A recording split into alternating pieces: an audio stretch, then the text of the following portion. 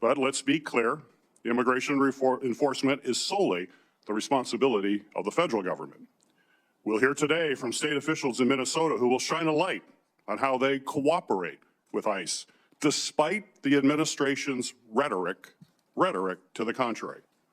Instead of working cooperatively with the state and local enforcement on these operations, through their chaotic and dangerous engagements, the Trump administration has undermined all trust between communities and federal law enforcement.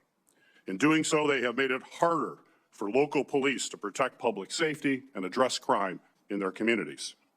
On top of that, the DHS has also broken trust with the American people to the point where we can no longer believe the words and information the department is putting out.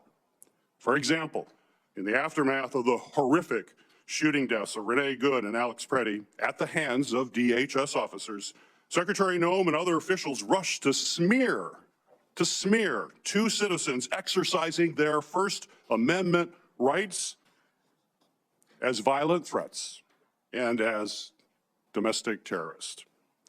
DHS and White House officials used these words, spun a narrative that falsely painted the victims as violent agitators, and tried to manipulate the truth about what actually happened on the ground. And they did this despite the fact that there were multiple videos that have allowed all of us to see with our own eyes, what actually happened. That Americans who posed no threat were shot and killed in our streets by representatives of the federal government. However, despite the efforts of the Trump administration to spin lies, like most Americans, I believe the truth still matters.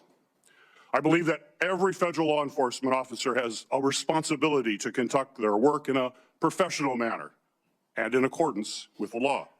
And I believe that when they don't, whether it is an individual officer or a high-ranking official from the Department of Homeland Security, they must be held accountable for their actions.